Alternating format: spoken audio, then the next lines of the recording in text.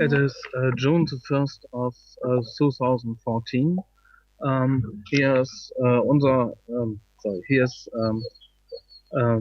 Macht und Menschenrechte, Power and Human Rights on Jungle Drum Radio. You hear us live from Copenhagen. My name is Volker Reusing. At Copenhagen, there's taking place in the Marriott Hotel this year's conference of the Bilderberg Network. It has started on Thursday, the 29th, and is going until today. You find the official agenda and the official guest list at their website at bilderbergmeetings.org. This year, the Bilderberg meeting has inter alia issues like Ukraine, and probably on this issue, the General Secretary of the NATO, Mr. Anders Fogh Rasmussen, has been invited. Also, the Secure Supreme Alliance Commander of Europe of the NATO has been invited. Then they are talking about the new architecture of the Middle. They are talking about does privacy exist and how special is a relationship in intelligence sharing. This seems firstly to be a reaction on the NSA scandal, which has been made visible to the mass public by Edward Snowden, because inter alia Mr. Keith Alexander, the former commander, US Cyber Command of the NSA, is one of the guests. And I would guess they will also talk about the draft EU privacy regulation, which is at the same time a censorship regulation, file number 2012/0011 COD. And they're also talking about the question who will pay for the demographics. So it might be worth looking after the Bilderberg conference what will be put in the public discussion regarding our pension insurance, the public ones and the private ones. Curiously, they also talk about China's political and economic outlook and have a guest from China. So also this year, Bilderberg has a large impact for the EU, for NATO, and also geostrategically. We have sent an interview request to the media contact of Bilderberg, but they have refused in order to protect the open speech within Bilderberg. In the background, you hear some birds discussing about our radio show.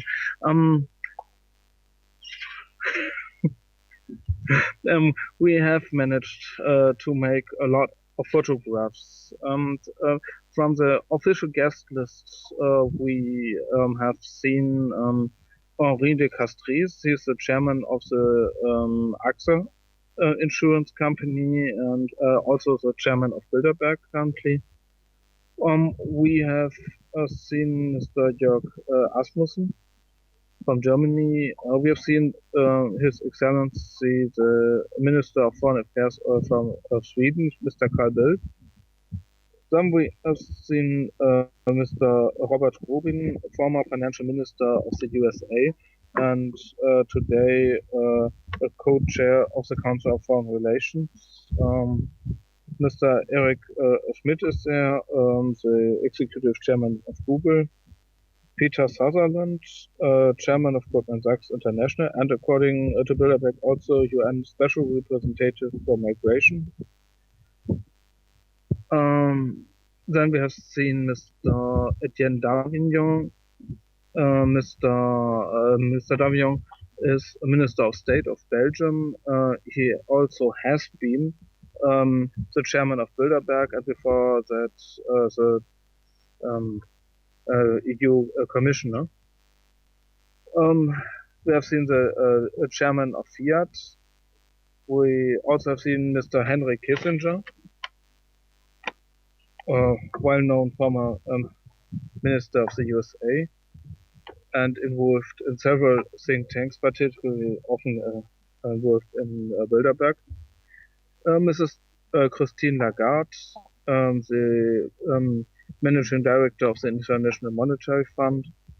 Alexandra Mitsotakis, chair of Action Aid Hellas. It looks like Bilderbergers want to inform themselves about the humanitarian situation at Greece, and well, maybe there comes something positive out of it. Maybe it will contribute to helping the medically okay, the people, many people, particularly long-term jobless people without medical insurance at Greece, for example. Well, we have been able to make photographs from Bilderberg people who have been sitting outside and looking at the harbor, and some of them driving by car to the hotel or away from it. Yesterday we have seen and we have seen I think the correct title is Royal Highness Princess Maxima of the Netherlands. For a long time, the former Queen Beatrix, Her Majesty of the Netherlands, has been at Bilderberg. Already, her father has often been at Bilderberg. He has been a long-term chairman of Bilderberg, Prince Bernhard of the Netherlands. And now it seems that possibly Princess Maxima is now representing the Dutch crown at Bilderberg. We have made several interviews, which we will present in the following. The first interview is with Mr. Mark Anderson of the American Free Press. His predecessor at the American Free Press is Jim Tucker, a well-known journalist. He has written the Bilderberg Diaries. Mr. Jim Tucker has followed the Bilderberg network for decades, and he has been a key important person to bring really big public attention to the Bilderberg meetings. Mr. Tucker unfortunately has died last year, and now Mr. Mark Anderson is his successor and a very competent Bilderberg expert also. The second interview is with Professor Niels Harrit. Professor Harrit has been one of the speakers at the demonstration on the other side of the street where the Marriott Hotel is situated, and Professor Harrit has found out about 9/11, what happened at New York at the 11th of September 2001. He has found that in the dust of the destroyed skyscrapers there has been a nanothermit. A nanothermit is something which stuff which even can go through steel, and normally for controlled demolitions it is not used because it's too expensive. But if you want to go through very thick steel, and if you combine it with explosives, then it can it's rather be used. And he has found samples of it in the dust of 9/11, so there's proof that it must have been detonations, or how the World Trade Center buildings have been destroyed, not only with Namothermit, but it has been a part of this detonations. He explains it further in the interview. He has already informed people with speeches personally in 14 countries around the world. And the third interview is with Mr. Lave Broch. He has been candidate number 2 of the People's Movement Against the EU. In Denmark, it's a people's movement which contains politicians who are only their member, but many of them are also members in other political parties like the Red Green Alliance or the Radical Party or other rather left-wing and to a certain degree or more Eurosceptical political parties. Mr. Broch at the same time is also a member of the Radical Party, the Social Liberal Party.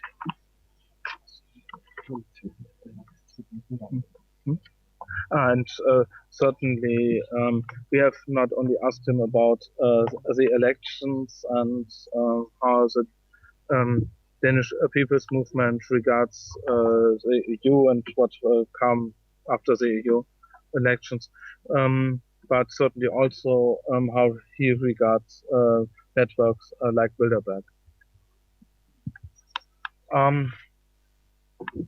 Now I would like to start the 3 interviews.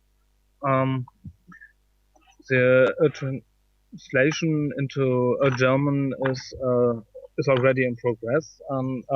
As soon we will have it ready, so this German translation, then we will also present the German translation. Okay, now please start the interviews, and many thanks for your attention. It is Friday the 30th of May 2014. This is an interview for unser Politikblog and Jungle Drum Radio. My name is Volker Reusing. Today I'm speaking with Mr. Mark Anderson of the American Free Press. We are standing on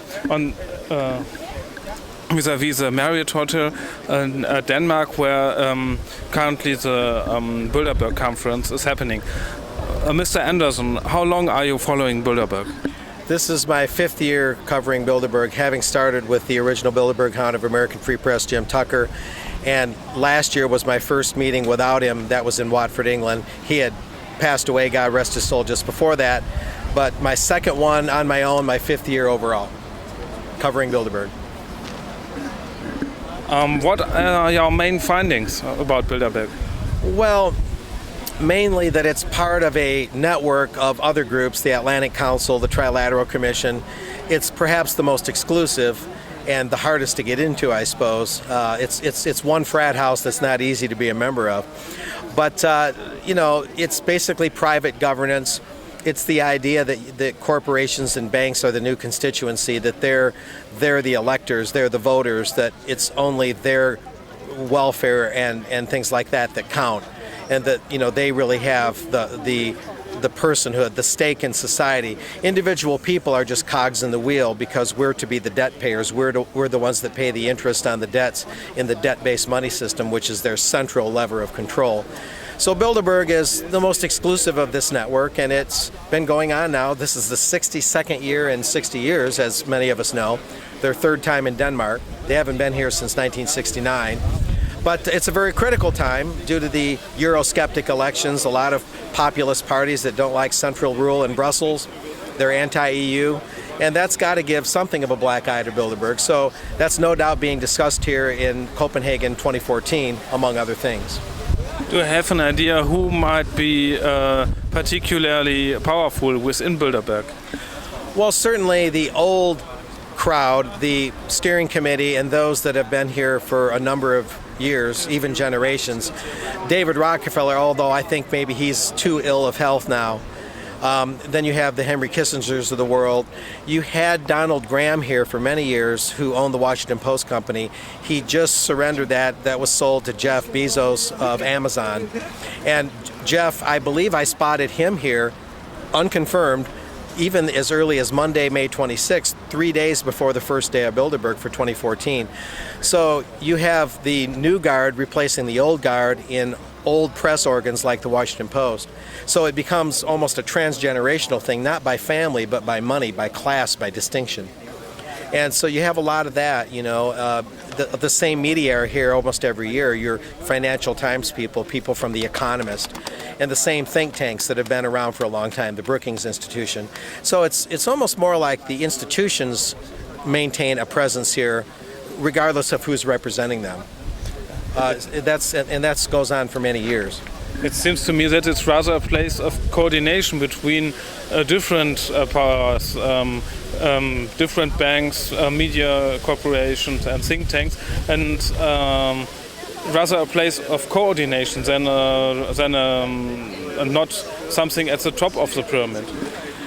Well, I think it's multifaceted. Michael Meacher, a British MP, said last year in Watford on the grounds of Bilderberg and in the Parliament later, many have seen his Parliament speech to Kenneth Clark when he was challenging him on Bilderberg right there, and it's been on YouTube and all over the place.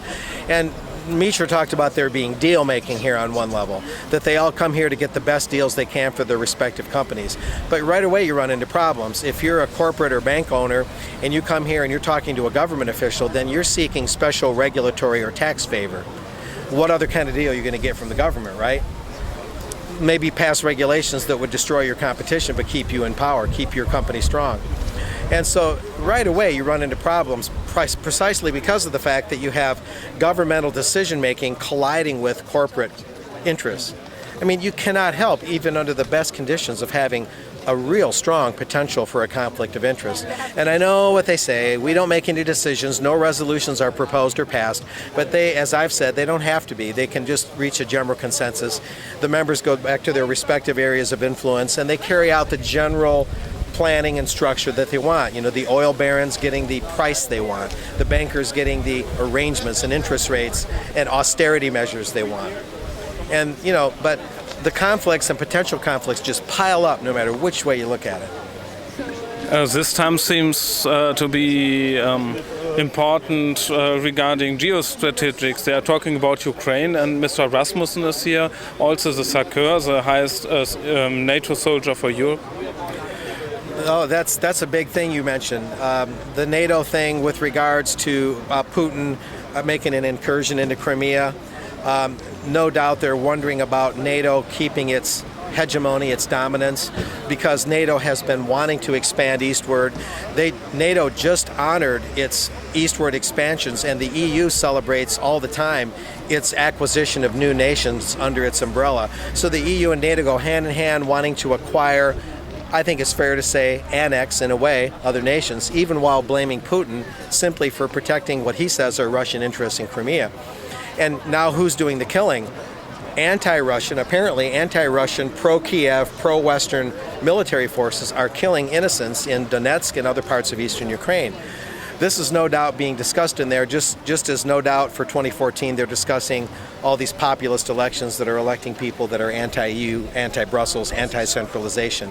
So Bilderberg's getting something of a black eye, although they recover quickly. You know, they're resilient, apparently. So, yeah, these are all megatrends that they're no doubt talking about. Something which makes me quite curious is there are 3 people from China, and some of the think tanks which are here it seems to me at least, well, they are mistrusting China no less than they are mistrusting Russia. And then there are 3 people from China, 2 scientists and even one minister, if I got it right. For 2014, you're saying they're here now. I had heard that, and I need to confirm it. Well, the Brookings Institution, the very influential U.S.-based think tank, does a lot of the heavy lifting intellectually to come up with things that are pro-Bilderberg. The idea of a United States of Europe, the idea of one standing army that's separate from NATO for all of Europe, the idea of a European Central Bank that's stronger like the Federal Reserve, the idea of a fiscal union where all the EU member nations, whether they're part of the Eurozone or not, would surrender their taxing and budgeting, and that national function traditionally would go to Brussels. But, you know, they want the EU-US trade deal, the Transatlantic Trade and Investment Partnership, which Brookings talked about before Trilateral and Bilderberg talked about it. Trilateral Commission being the brethren of Bilderberg. And so there is a Chinese, I believe Chinese, you know, in his extraction representative who's been to Bilderberg many times. But the question is, on their other trade deal, the Trans-Pacific Partnership, so far they've been wanting to leave China out of that, even though that's the biggest free trade deal in the history of mankind, if it's ever engineered, if it's ever finished. And they don't want China in so far, so Russia starts making energy deals with China. That begins to form this front against the EU. And then the Eurasian Union they're talking about on the news, that's also a counter to the EU. And so you have all these things, all these pieces on the chessboard popping up. And it's getting very interesting. It could get very tense. What's going on in Ukraine I think they're trying to egg Russia into defending Eastern Ukrainians and start a war that then would justify NATO stepping in and give NATO another reason to advance its hegemony. But without going into extravagant detail, you know, China could be left out of the Trans-Pacific Partnership. Meanwhile, they're trying to get Japan in to the Trans-Pacific Partnership and expand that eastward and just kind of surround Russia. Whatever their intentions, good, bad, or indifferent, whatever one may think of Vladimir Putin, this is how the chess pieces are being moved. It seems to me that the place where Bilderberg is meeting sometimes has a symbolic meaning. For example, That could be, yeah. If you look, Bilderberg has met at Greece, then the crisis has shown up at Greece. Then they have met at Spain, and I think they have met at Ireland. Maybe something of that is this is random, but what did you think about this? Well, yeah, wherever they wipe their feet, the stains never come out, right? It does seem, and correlation doesn't always mean causation. That's a rule of journalism. But it does seem wherever they've been, the freedoms go down the tank.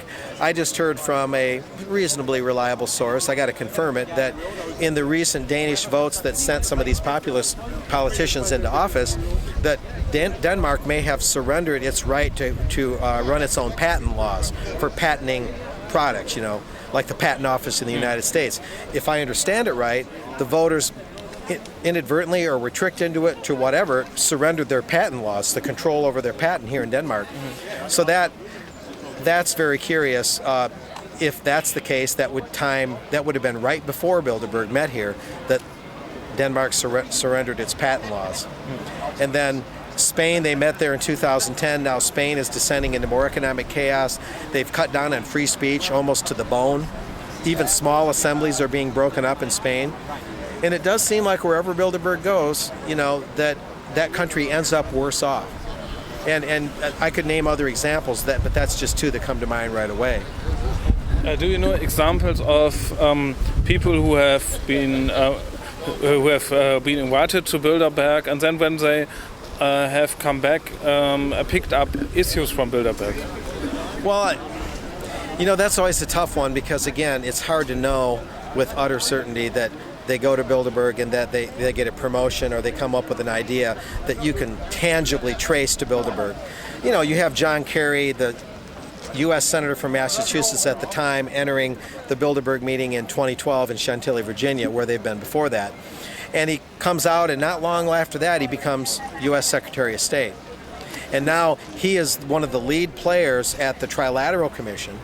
My inside sources told me he was at the Trilateral Commission just in this past April, late April of 2014. They snuck him in there, and he spoke to that group. Then he went public and spoke to the Atlantic Council, another part of the Bilderberg network, and said, Vladimir Putin is almost a new Hitler. We've got to counter this Russian bear. The Cold War is practically returning. Don't you feel the chill? And all these things, and they released a paper at the Trilateral Commission called Containing Russia that they have now posted online. But my intel told me that they had Russia in their sights, and that was coming up to Bilderberg. So trace the line. Kerry goes to Bilderberg 2012, comes out Secretary of State, starts agitating against Russia, speaks to the Trilateral Commission, talks about containing and opposing Russia, and speaking in very incendiary terms, almost like war, and now look where we're at. So, again, you can't connect every dot with a thick line, but you can sure make some reasonably certain extrapolations from that. Maybe you're off a little, but you're on the right track. Have you ever had someone speaking up about Bilderberg who has been there? I think there has a chatroom house rule that they are not allowed to say who has said what there, but I think they probably are allowed to report something. In my somewhat limited experience, although it's been very intense study and discussion and writing, what happens is they'll float an idea that came from here, but they won't say it came from here. I think the Chatham House rule simply says, just don't leave here and talk and say that you got this idea or this policy idea and say you got it here. They might float an idea, wait a little while till things cool down, but they're forbidden to say what was said here or to attribute the idea to here. I think as long as they don't make that link, I think they're okay.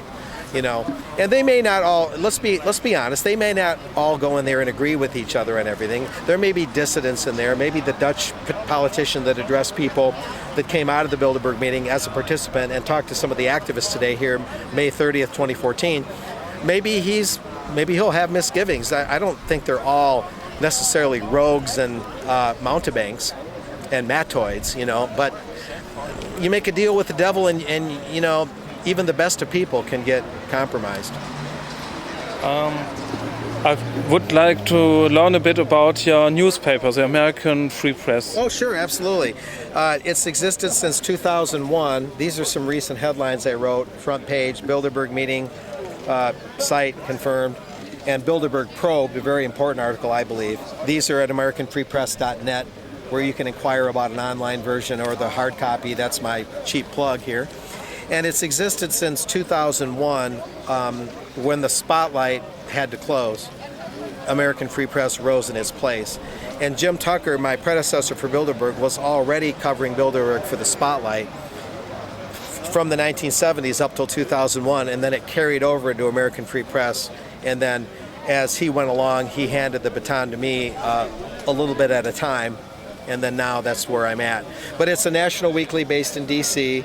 It's pretty hard-hitting. We get a lot of criticism, but we win a lot of friends, too. If you're going to report things as truthfully as you can, for every friend you make, you're going to make an enemy, typically.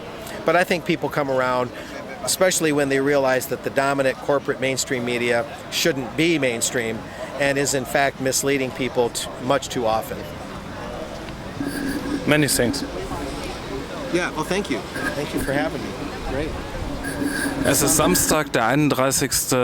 Mai 2014. Wir sind hier in Kopenhagen gegenüber dem Marriott Hotel, wo derzeit die Bilderberg-Konferenz 2014 stattfindet. Ich spreche jetzt gleich in Englisch, interviewe ich Professor Dr. Niels Harrit.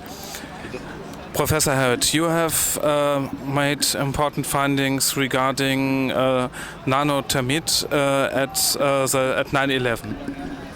Yeah, that is correct. You are referring to a scientific publication which we published in 2009 in April. It has been 5 years since it came out, and it has not been reputed or disproved in any scientific journal in the 5 years since our publication.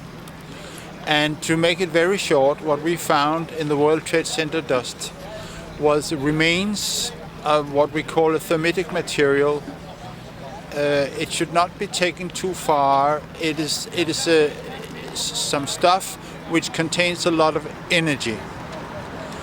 And the Americans distinguish between explosives and incendiaries. And an incendiary is a substance which destroys by means of heat. Actually, it is a German discovery. The thermite reaction was discovered by the German chemist Hans Goldschmidt.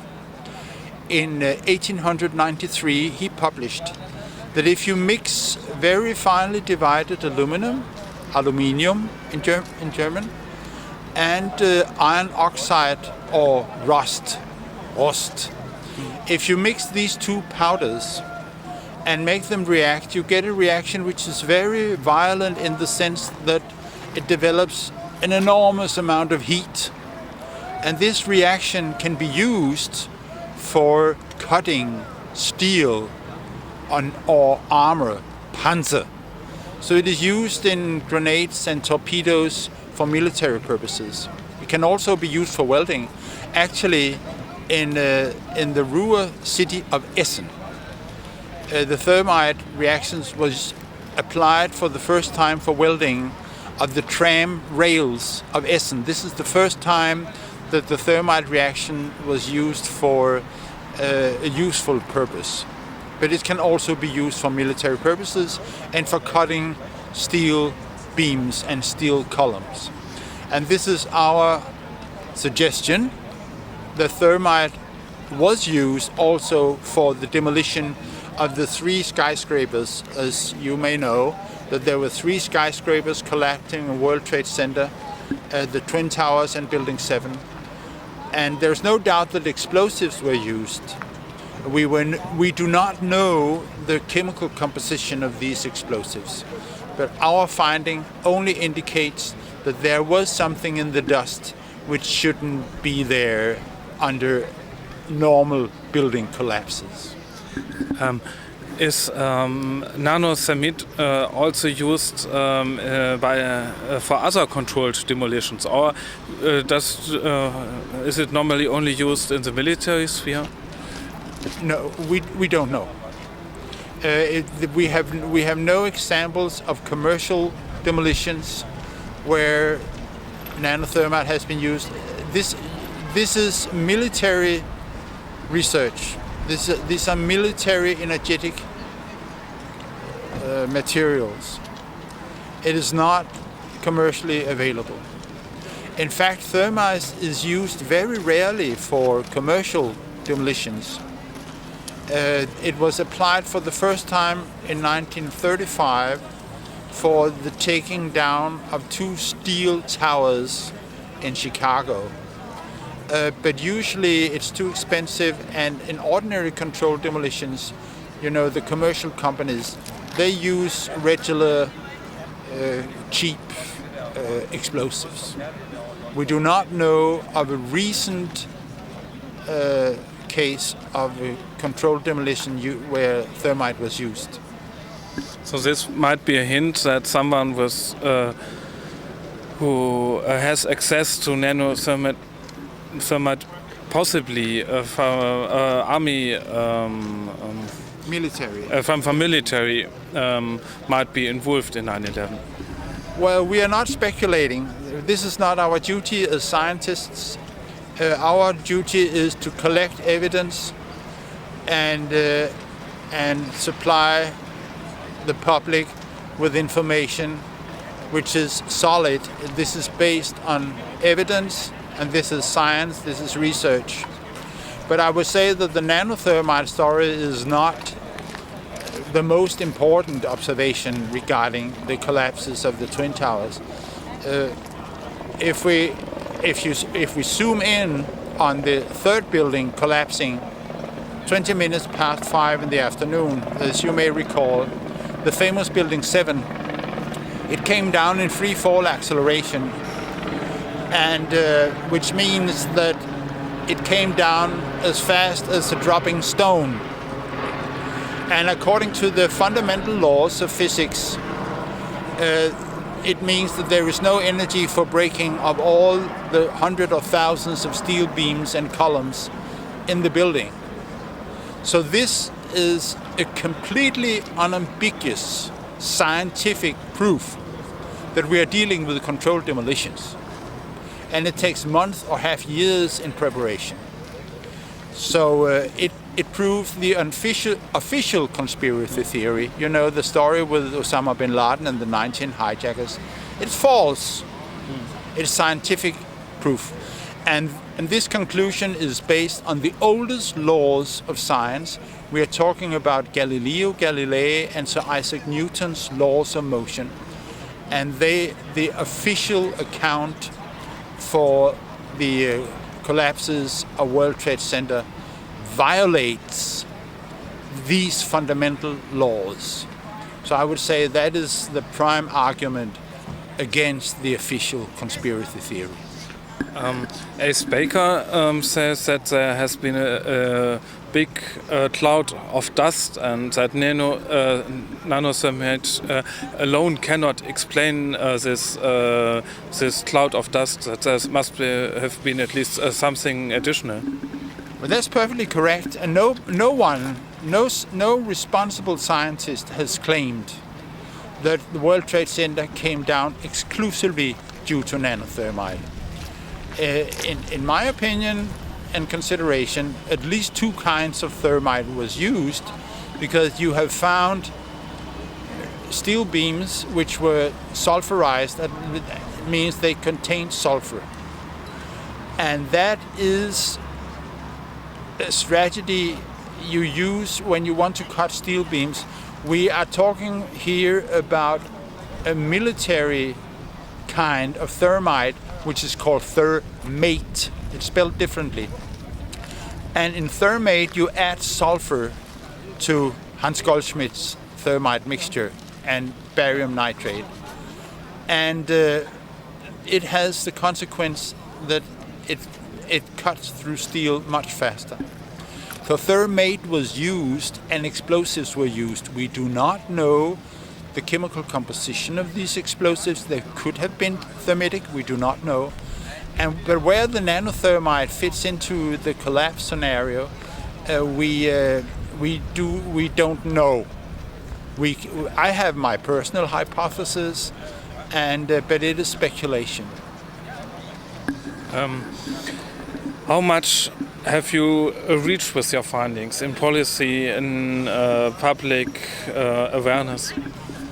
Well, our findings, at least it has given me personally plenty of recognition, and what I'm doing is spend most of my time traveling around and giving presentations on the collapses of World Trade Center, focusing on Building 7. I have made more than 200 of these presentations in 14 countries, including Germany actually.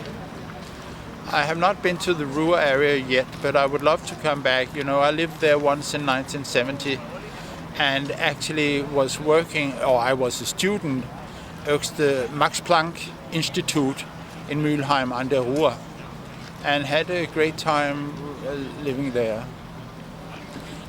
But this is what I do, giving presentations of the collapses of World Trade Center. And so what I would say is that, you know, there are two kinds of people regarding the official narrative of 9/11. There are those who say, well, we know that the official conspiracy theory, the official story is a conspiracy theory. We know that it's false. We know it's a lie.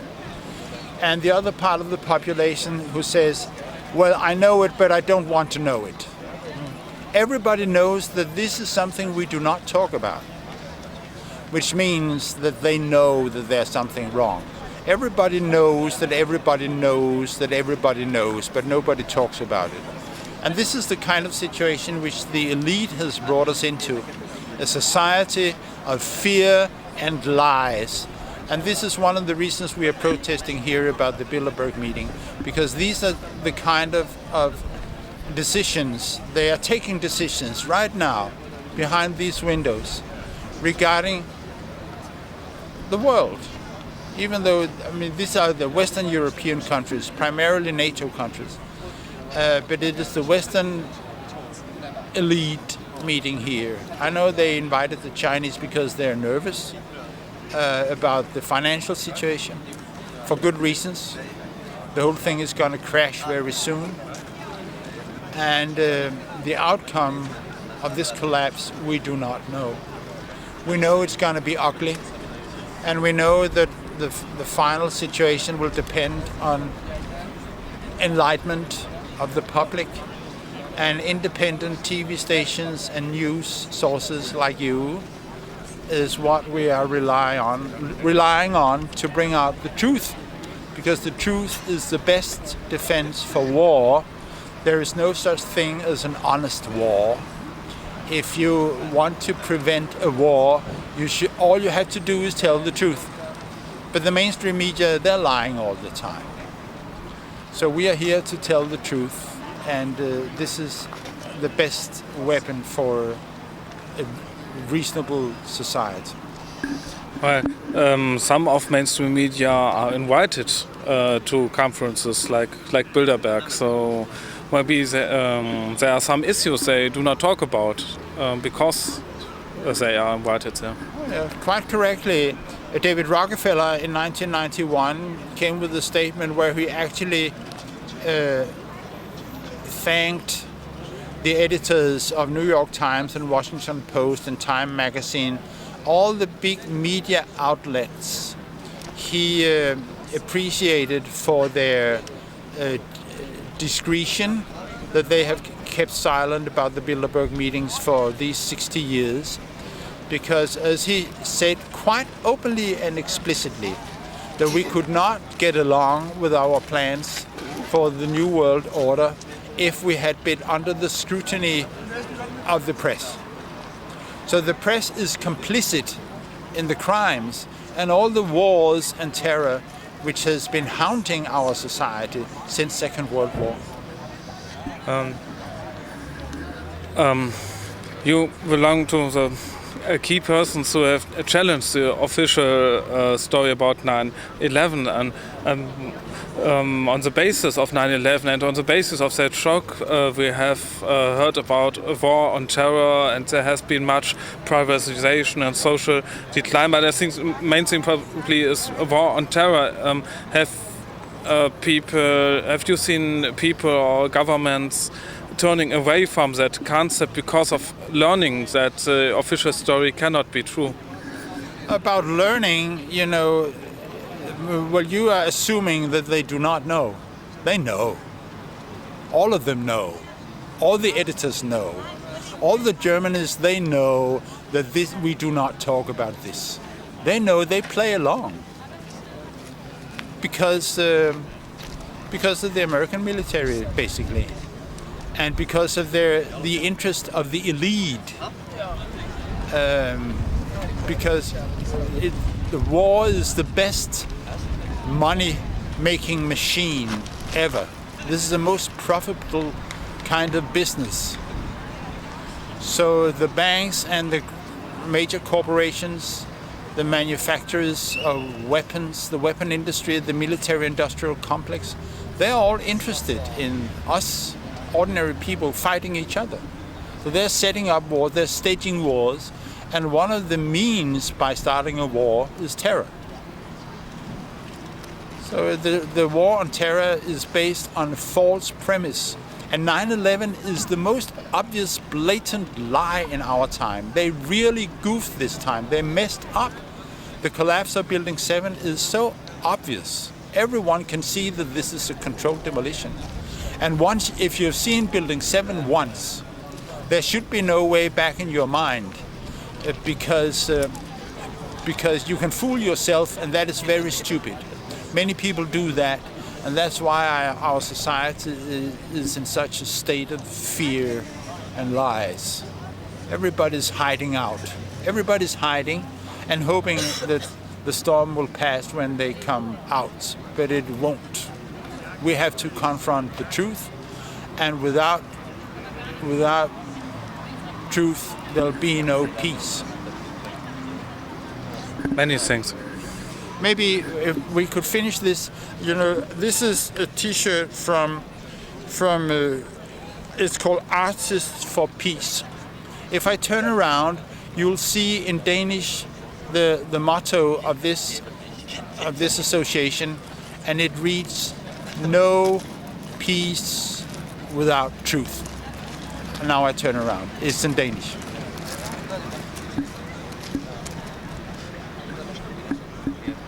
Good one. Thank you. It is Friday the 30th of May 2014. We are here at Kopenhagen, Denmark. I speak now with Mr. Lave Broch.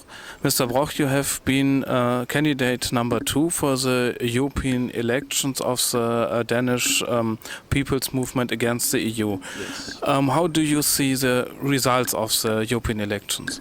Well, we had our best result in 20 years. We got 8.1% on national level. So that's quite a good result for us. We also during the campaign got more than 1,000 new members. I think it's more around 1,100. So we are growing as an organization, but also with votes. Now you again have one member in the European Parliament. What is your party going to do now in the European Parliament? Well, we have a platform which I have here. And we have different issues we're working on.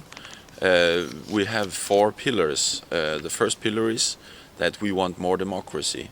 We want to roll back the power from the EU, stop the centralization. That's the first pillar. The second pillar is that we want highest environmental standards. We are working for health, we are working for animal welfare, we're working for a sustainable environment. Our third pillar is the Nordic welfare model. We support the universal welfare system paid over taxes.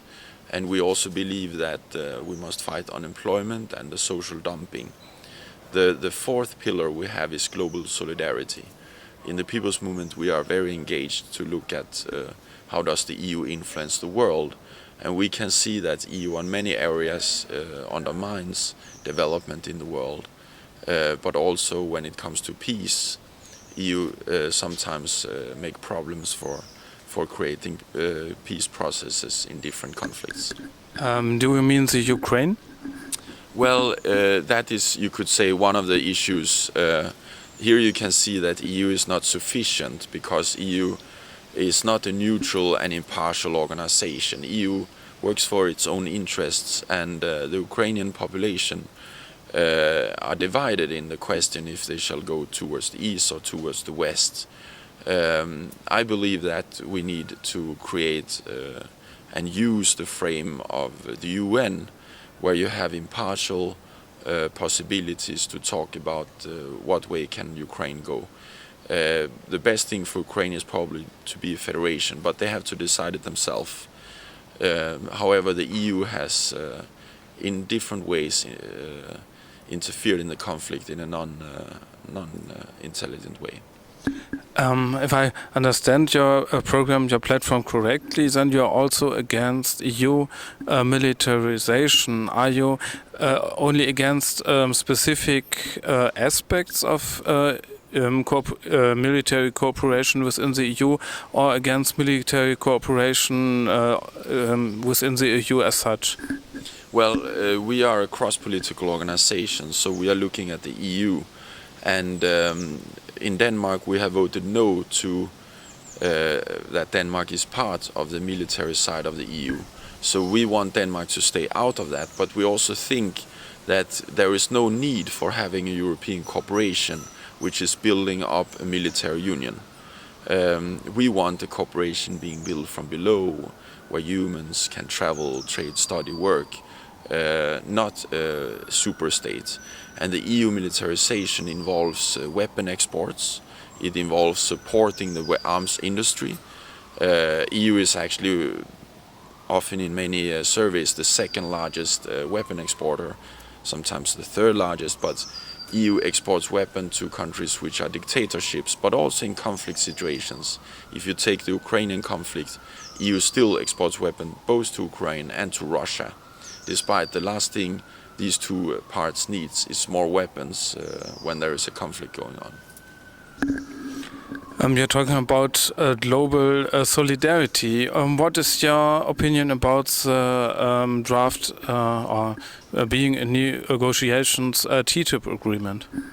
Well, first of all, I think that the best thing would be to make a framework globally about trade, because if you build up more and more blocks in the world, then someone will be left out. And I think you have to try to work for getting rid of barriers and customs. But the TTIP is also involving special courts, which can undermine democracy. And I think that is a very, very big problem with it. It's how does this kind of transatlantic union influence on national democracy? But also, of course, if we want a better world, how do we create that for the whole world and not only for the US and the EU? Well, if you don't make such regional trade-related treaties, then how about the World Trade Organization? Is it reformable? Well, I think you need to have the whole world, and the World Trade Organization is not perfect, but we need to figure out how can we develop a global institution like the World Trade Organization. For me, it's difficult to see there is a way around that, but we have to make reforms and secure that sustainable development, health, welfare is not undermined.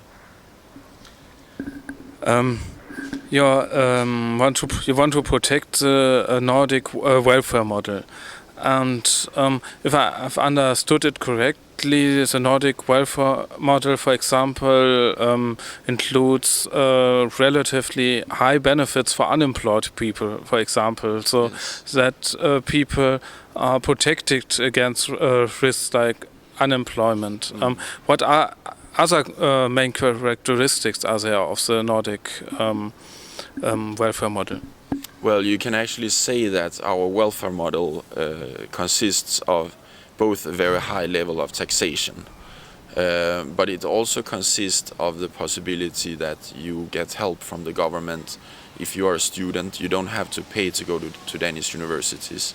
You get quite a high degree of support during those years you study. If you are unemployed, you have a short time where you have a high unemployment benefit, but after that you will even get quite a high sum of social benefits if you are outside the system. We have a pension system which covers everyone in society and so on. So you can say it's an universal model where everyone in society gets help, and it connects to this high level of taxation. The problem is just that if we don't get the taxation in, then our model will also be undermined. So for us it's important to look at everyone has to pay the taxes. We cannot undermine the taxation side either. Denmark has ratified the fiscal compact. Yes. So now Denmark is not in the Eurozone, cannot get conditions via the ESM and the Troika, but nevertheless the fiscal compact is connected with the Stability and Growth Pact and with the imbalance procedure and budgetary surveillance. Do politicians in Denmark already see the results of these mechanisms? Well, I mean, we can see that EU is influencing our economy. It's like Denmark now has every year to fly to Brussels, the Danish government, and tell what our fiscal law will be for the upcoming year. And EU makes recommendations to the Danish government. And the thing is that we have had a tradition. We really try to fight unemployment. But with the system which is built up in the EU now, it's not possible to make kickstarts for the economy like in a Keynesian way, which we used to do it in Denmark. So it's actually limiting our possibilities. And as I see it, we got a higher unemployment just because of the limits in the fiscal treaty. You say that one of your key issues is ecology. What are the main issues with regard to the EU where you need to be aware regarding ecology? Well, actually, you could say there are many things. when you talk about ecology or organic production, EU has actually undermined the concept itself, because in Denmark we have quite well-established organic production. The thing is just that EU has, for instance, allowed that you can put cancer-promoting substances in meat, which is organic, ecologic. For instance, nitrat and nitrit. I don't know the English name is correct, but we are of course against that. If you buy organic wine, sulfites are also now allowed because of EU in the organic wine. And EU has built their own organic brand, and there was talks that they wanted to push away the national organic brands and then only have the EU one. For Denmark, that would actually be that we would lose confidence on the concept, because it's one of the most well-known brands in Denmark is the organic controlled brand, and more than 90% of the population knows about it. So if you say we cannot have our national brand anymore, we need the EU organic brand, I think it will be a step down as well for all the organic production in Denmark. And if I look at TTIP, I think TTIP also is going to remove not only tariffs but also non-tariff trade barriers. And if I look, for example, at GMOs, would it mean to allow more GMOs in Europe? That's what we fear, definitely. And we can already see that, as I said, with this court system, it seems like there can be created a court system where businesses can be, they can get compensated if they lose future income. And I think that, of course, Denmark must be able to say no to genetically modified products. And if we get this kind of system, it can undermine the Danish resistance on this area. You're demanding more democracy in view of the EU. Is this your concept limited only to taking back responsibilities to the national states, or do you also have a concept how to democratize the EU itself? Yes, you can say we walk on two legs on this issue, because one thing is that we actually try to roll back the power, but we also try to make suggestions which can create more openness and more awareness in the populations. For instance, we support a obligatory lobbyist register. It is something we are working quite hard with. And I think that if the citizens know what politician wants and what they're working for, we have actually made a progress for the more democracy. So we see it as one of our tasks to inform about the development in the EU and to reveal what is actually going on in the system. And I think the big impact that lobbyist has on EU politicians and the EU Commission is needed to be looked more upon. One example one might regard like lobbyism is the Bilderberg-Konferenz. EU Commissioner, EU Justice Commissioner Viviane Reding is there. In former times also Mr. Karel de Gucht and Mr. José Manuel Barroso and Neelie Kroes have been there. Would this also be a case for a lobby register, or only if lobbyists come to visit the EU Commission? I agree that there is connections. I think, of course, everyone can meet if they like to meet as private persons. And Bilderberg is said to be a meeting of private persons. However, many of the people who come are politicians, and what we actually see is there is talked about politics inside the Bilderberg conferences. We know that when Denmark and United Kingdom applied to become EU members, there were Danish ministers, the Danish Prime Minister and a British Minister. They had talks during the Bilderberg conferences about the Danish and British membership of the EU.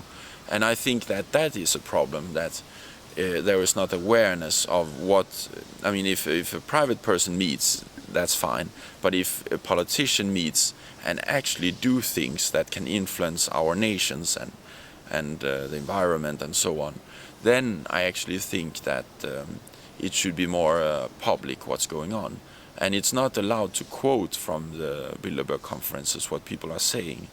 And if politicians are saying what road they want to go, we know that Viviane Reding, she has in a speech the 7th of January this year, said that she wants United States of Europe.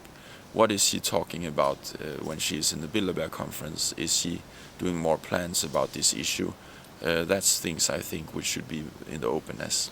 One point on the agenda for the conference, which has started yesterday and which is going on to Sunday in the Marriott Hotel in Copenhagen, one issue is what's next for Europe. So it's very open to discuss many actual issues. Yes, and that's why I think with Viviane Reding, you know, she is the vice president of the EU Commission, and we know she wants United States of Europe. We know she wants more centralization. And I think that's really important to have this in the openness. Danish politicians often try to refuse that United States of Europe is on the way. So we have a great task with revealing what's going on. At this Bilderberg conference, for example, the published guest list published by Bilderberg networks themselves on bilderbergmeetings.org contains, I think, a relatively high number of people from Danish economy and Danish media, and but also Mr. Rasmussen, the former Prime Minister, now General Secretary of the NATO, and they are inter alia talking about Ukraine. Yes, it's true. There is also discussion about Ukraine,